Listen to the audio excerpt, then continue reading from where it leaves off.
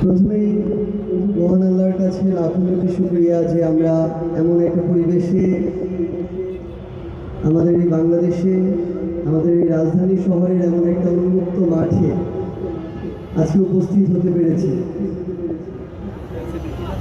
মহান সৃষ্টিকর্তার কাছে চাওয়া এই সময়টা যেন দীর্ঘস্থায়ী হয়।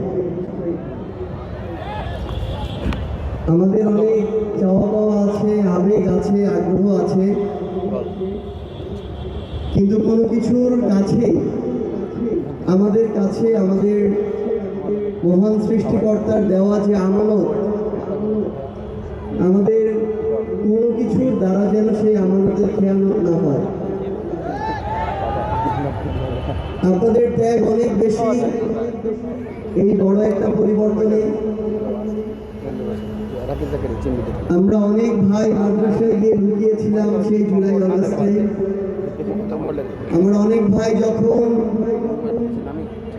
পাঞ্জাবি পায়জামা টুপি পরে রাস্তায় নামতো সেই আন্দোলনে, আমরা বাংলাদেশের অনেক জায়গায় দেখেছি তাদেরকে টার্গেট করে গুলি করা হতো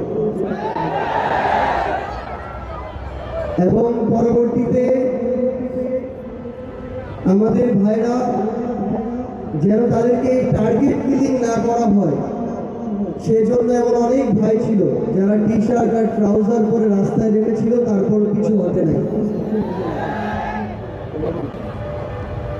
এখন আমাদের কাজ হচ্ছে এই আমানতটাকে দীর্ঘস্থায়ী করা।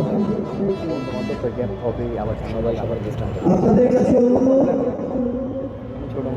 আমরা যেন আমাদের এই বাংলাদেশকে একসাথে মিলে শুধু সামনের দিকেই নিতে পারি। অশুভ শক্তিরা বিভিন্নভাবে টেনে ধরার, বাধা দেওয়ার চেষ্টা করছে এবং করবে, কিন্তু ইনশাআল্লাহ আমরা যদি ঐক্যবদ্ধ থাকি,